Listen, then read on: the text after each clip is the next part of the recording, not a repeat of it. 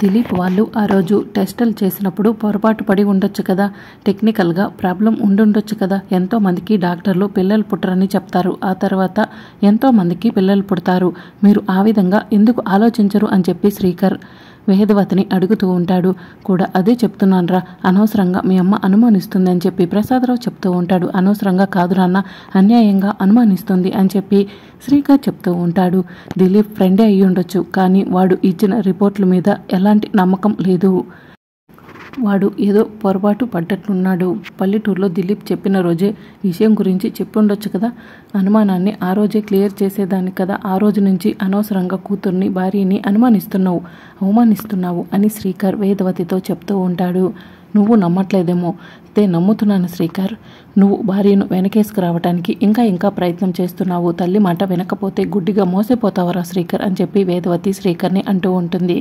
అప్పుడే అవని వచ్చి బావా అని చెప్పి పిలుస్తూ ఉంటుంది. అందరూ షాకింగ్గా చూస్తూ ఉంటారు. అవని మొత్తం వినేసింది. ఇప్పుడు పెద్ద గొడవే జరుగుతుంది అని నిహారిక కృష్ణబాబు చాటుగా ఉండి మనసులో అనుకుంటూ ఉంటారు. భీమాంజనేయ యుద్ధంలా అత్తా కోడళ్ళ యుద్ధం మొదలవుతుంది అని చెప్పి నిహారిక కృష్ణబాబుతో చెప్తూ ఉంటుంది. ఇక అవని బావా అని చెప్పి అంటూ ఉంటే అవని ఏం లేదు అని చెప్పి శ్రీకర్ అంటూ ఉంటాడు. ఏం జరుగుతుంది బావా? అత్త ఘోరంగా మోసపోతావు అంటుంది. ఏంటో చెప్పు బావా, రోజు మాట్లాడేద్దాం అని చెప్పి అవని శ్రీకర్ని అడుగుతూ ఉంటుంది. అవని ఏం వినలేదనుకుంటా అని చెప్పి శ్రీకర్ మనసులో అనుకుంటూ ఉంటాడు. ఇంకా ముసుగులో గుద్దులట ఎందుకు శ్రీకర్ అని చెప్పి వేదవతి అంటూ ఉంటుంది. అమ్మ ఇక నువ్వు మాట్లాడకు, అవని వెళ్ళంరా అని చెప్పి శ్రీకర్ అవనిని తీసుకుని వెళ్తూ ఉంటాడు. వీడు ఇంత మూర్ఖంగా తయారయ్యే ఏంటండి అని చెప్పి వేదవతి ప్రసాదరావుతో అడుగుతూ ఉంటుంది. ఇక అప్పుడే శ్రీకర్ వెనక్కి వచ్చి అమ్మ ఇప్పుడు అంటే ఊరుకున్నాను కదా అని చెప్పి ప్రతిసారి అవనిని అక్షయ్ను అవమానిస్తే ఊరుకోను, అలాగే పిల్లలు పుట్టే యోగం లేదని చెప్పి ఇంకొకసారి అలాంటి మాట్లాడావంటే ఊరుకోను. అవని వినుంటే ఎంత బాధపడేది. ఇంకొకసారి నోటి నుంచి అలాంటి మాట వస్తే ఇంట్లో నువ్వైనా ఉంటావు, లేకపోతే ఉంటాము, దూరంగా వెళ్ళిపోవాల్సి ఉంటుంది అని చెప్పి శ్రీకర్ వేదవతికి వార్నింగ్ ఇచ్చి అక్కడి నుంచి వెళ్ళిపోతాడు. ఇదేంటండి, వీడు అవని మాయలో ఉండి కన్న తల్లిని నమ్మడంట, ప్రాణ స్నేహితుడిని నమ్మడంట. ఆధారాలతో సహా అవని గురించి అన్ని నిజాలు శ్రీకర్కి తెలిసేలా చేస్తానని చెప్పి వేదవతి ప్రసాదరావుకి చెప్తూ ఉంటుంది. ఇంట్లో పెద్ద గొడవ జరుగుతుందనుకుంటే అవని ఏం వెళ్ళలేదనుకుంటా, సైలెంట్గా వెళ్ళిపోయిందని చెప్పి నిహారిక కృష్ణబాబు కూడా అక్కడి నుంచి పక్కకు వెళ్తారు. వామ్మో, నమ్మలేని నిజం బయటపడింది. సత్య అవని కాలేజీలో ఫ్రెండ్స్ కాబట్టి వాళ్ళిద్దరి మధ్య సంబంధం ఉందని అత్తయ్య అనుమానిస్తుంది అనుకున్నామే, కానీ శ్రీకర్కి పిల్లలు పుట్టే యోగం లేదని చెప్పి రోజే అర్థమైందని చెప్పి కృష్ణబాబు నిహారికతో చెప్తూ ఉంటాడు. ఇప్పుడు ఇలా ఉందంటే శ్రీకర్ గాడి మనసులో ఆలోచనలు రేగుతూ ఉండుంటాయి అని చెప్పి కృష్ణబాబు అంటూ ఉంటే, అలా అయితే శ్రీకర్ అవనిని నమ్ముతున్నానని అన్నట్టు మాట్లాడారు కదా అని చెప్పి నిహారిక అంటూ ఉంటుంది. మేకపోతు గాంభీర్యం ప్రదర్శిస్తున్నాడు అని చెప్పి కృష్ణబాబు చెప్తూ ఉంటాడు. వీలైనంత తొందరగా అవనికి సత్యకి మధ్య ఏదో సంబంధం ఉందని నిరూపించాలి. అప్పుడు శ్రీరాముల్లో ఉన్న శ్రీకర్ కూడా మారిపోతాడని చెప్పి కృష్ణబాబు చెప్తూ ఉంటాడు. చేతిలో ఆయుధం ఉన్నప్పుడు, అంటే అందరూ కూడా అవనిపై నెగిటివ్ థాట్స్తో ఉన్నప్పుడే ఆ విషయాన్ని నిరూపించాలి, అప్పుడే మంచి జరుగుతుంది అని నిహారిక చెప్తూ ఉంటుంది. అయితే ఇక న్యూ గేమ్ స్టార్ట్ చేద్దాం నిహారిక అని చెప్పి కృష్ణబాబు అంటాడు.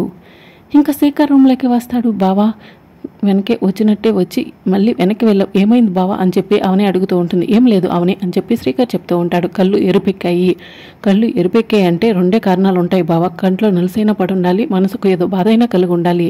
అదేంటో చెప్పు బావా అని చెప్పి అవని అడుగుతూ ఉంటుంది. శ్రీకర్ ఆలోచిస్తూ ఉంటాడు. అవని నువ్వు అమ్మ మాటలు వినలేదు కాబట్టి సరిపోయింది, లేకపోతే కన్నీటి పరివేదంతో అయిపోయేదాను అని చెప్పి శ్రీకర్ మనసులో అనుకుంటూ ఉంటాడు. అడిగిన ప్రశ్నకు బాగా సమాధానం పెదవులపైనే ఉంటుంది. అలాంటిది ఇంతసేపు ఆలోచించాడంటే ఏదో ఉండే ఉంటుంది, అదేంటో చెప్పు బావా అని చెప్పి అవని అడుగుతూ ఉంటుంది. అవని అంటే చాలా ఇష్టం, అంటే ప్రాణం, ఇద్దరిని ఎవరు విడదీయరు కదా అని చెప్పి శ్రీకర్ అడుగుతూ ఉంటాడు. అదేంటి బావా అలా అంటున్నావు? ఏదైనా సమస్య వస్తే నువ్వు పోరాడతావు, ఏదైనా సమస్య వస్తే పోరాడతాను, ఇద్దరం కూతురు కోసం పోరాడదాము, ఎప్పటికీ ఇద్దరం ఇలానే కలకాలం కలిసి ఉంటాం బావా అని చెప్పి అవని చెప్తూ ఉంటుంది. అలా అని చెప్పి ఎప్పుడు కూడా నువ్వే చెప్తూ ఉంటావు కదా బావా, కానీ రోజు బావ ఎందుకు చిన్నపిల్లల్లా బాధపడుతున్నాడని చెప్పి అవని శ్రీకర్ని అడుగుతూ ఉంటుంది. ఏం లేదు అవని, రోజు మ్యారేజ్ డే సెలబ్రేషన్స్ చేసుకున్నాం కదా, సంతోషంతో కన్నీళ్ళు వస్తున్నాయని చెప్పి శ్రీకర్ చెప్తూ ఉంటాడు.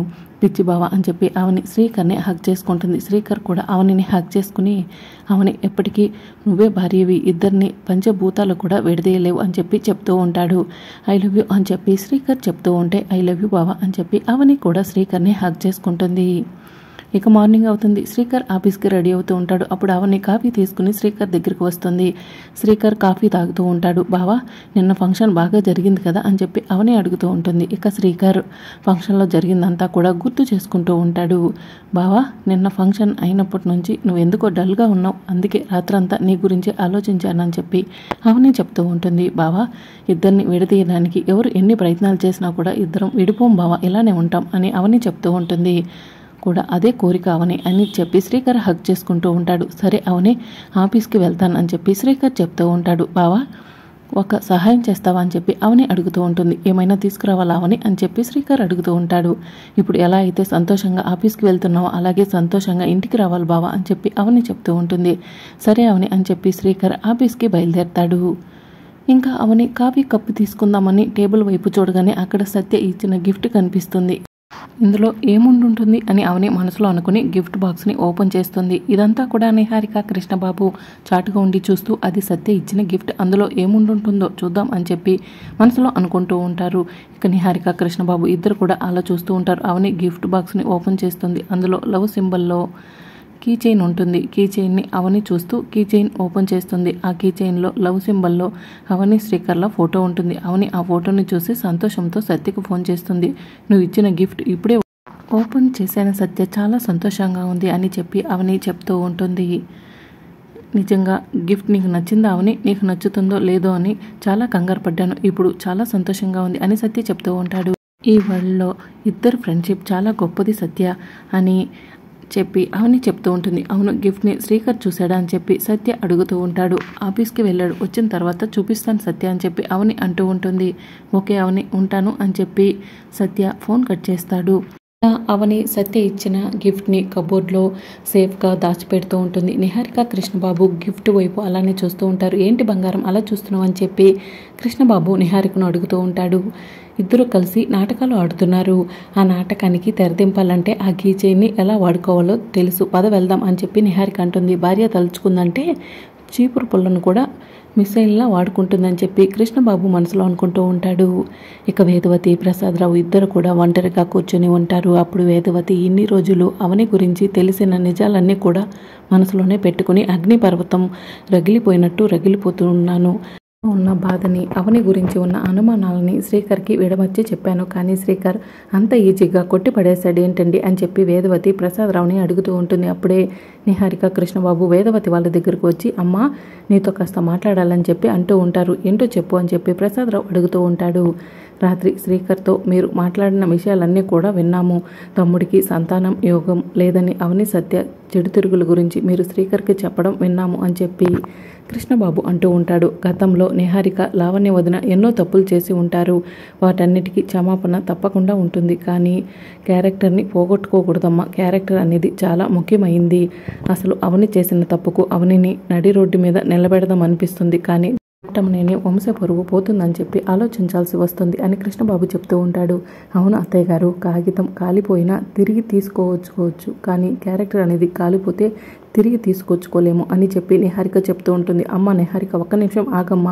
వేదవతి మాట్లాడిన దానికి కానీ నువ్వు మాట్లాడుతున్న దానికి కానీ ఎలాంటి ఆధారాలు లేవు. ఆధారాలు లేకుండా అవనిని అనుమానించడం కరెక్ట్ కాదు అని చెప్పి ప్రసాదరావు చెప్తూ ఉంటాడు. నాన్న, అమ్మకు మీకు పెళ్ళై 25 సంవత్సరాలు అయ్యి ఉంటుంది. 25 సంవత్సరాలు అనుభవంతో అమ్మ మీకు చెప్తుంది. అమ్మపై మీకు నమ్మకం లేదా? అమ్మ చెప్పిన మాటలు మీరు నమ్మరా అని కృష్ణబాబు అంటూ ఉంటాడు. అమ్మ వీళ్ళెవరూ నమ్మినా నమ్మకపోయినా నువ్వు చెప్తున్న మాటలను నమ్ముతాను అని కృష్ణబాబు వేదవతికి చెప్తూ ఉంటాడు. మరి అప్కమింగ్ ఎపిసోడ్లో ఏం జరగబోతుందో తెలుసుకోవాలనుకుంటున్నారైతే ఛానల్ని సబ్స్క్రైబ్ చేసుకోండి.